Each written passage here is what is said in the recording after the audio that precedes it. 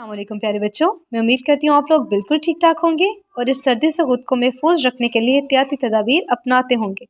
Okay, हम लोग पढ़े थे वाक़फ़ित अमा का सबक नंबर 14, दूसरों का एहतराम करना। हम लोग पहले इसकी रीडिंग कर चुके हैं। सफ़ा नंबर 90 की हम लोग रीडिंग कर चुके हैं। आज हम लोग रीडिंग करेंगे 91 की। हम लोगों ने पहले पढ़ा था कि इस कहानी में 3 दोस्त थे जो कि मुख्तलिफ मज़ाहब से ताल्लुक़ रखते थे और वो किस तरह से उनकी दोस्ती हो गई एक दूसरे के साथ और वो कैसे एक दूसरे की इज़्ज़त करते थे, एहतराम करते थे। और आज हम लोग उससे आगे बढ़ रहे हैं। एक दूसरे का, यहाँ पे ऊपर पेज पे देखें, एक दूसरे का एहतराम करना और दूसरों की मदद करना अच्छी आदत हैं। हम लोग दूसरों की मदद करें और एक बड़ों की इज़्ज़त करें। सिर्फ बड़ों की नहीं, बल्कि अगर हमारे एज फेलो भी हैं, हमारे क्लास फेलोज़ भी हैं, हमें उनकी भी इज़्ज़त करनी चाहिए। अब देखिए यहाँ पर लिखा हुआ है कि एक दूसरे का एहतराम करना और दूसरों की मदद करना अच्छी आदत हैं। हम लोगों ने पढ़ा था ना, हम अच्छे बच्चे कैसे बन सकते हैं। अगर हम लोग बड़ों का एहतराम करें, अपने क्लास फेलो को इज़्ज़त दें, अपने बहन भाइयों की इज़्ज़त करें, इस तरह से हम लोग अच्छे इंसान बन सकते हैं, अच्छे बच्चे बन सकते हैं हम लोग। और दूसरों की मदद करना, हाँ जी बिल्कुल, हमने पढ़ा था कि अगर हम किसी की मदद नहीं करेंगे तो अगर हमें ज़रूरत पड़ेगी तो कोई हमारी भी मदद नहीं करेगा। तो इसलिए हमें क्या करना चाहिए, हमें कोशिश करनी चाहिए कि हम सबकी बढ़ चढ़ के मदद करें। ओके, अब देखिए यहाँ पे एक दूसरे का एहतराम करना और दूसरों की मदद करना अच्छी आदत हैं।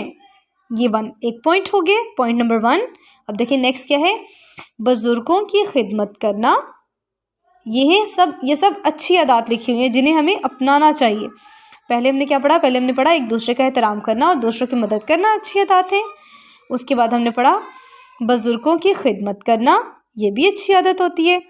उसके बाद है कितार बनाना और अपनी बारी का इंतज़ार करना। कितार बनाना और अपनी बारी का इंतज़ार करना, इससे क्या होता है, इससे काम भी आसानी से हो जाता है, कोई मेस क्रिएट नहीं होता, सब काम आसानी से और जल्दी हो जाता है काम। अगर हम लोग धक्कम पेल में लगे रहेंगे तो क्या होगा, एक तो झगड़ा भी होगा, जो लोग कितार में खड़े होंगे उनका आपस में झगड़ा भी हो जाएगा और इससे और क्या होगा, काम भी हमारा डिले हो जाएगा, उसमें देर लगेगी काम को। अगर हम लोग काम को जो है स्मूथली करें, अगर हम लोग कितार बना के अपनी बारी का आराम से इंतज़ार करें तो हमारी बारी भी जल्दी आ जाती है और काम जल्दी से और आसानी से हो जाता है। अब देखिए अगला है क्लास में अपनी बारी का इंतज़ार करना।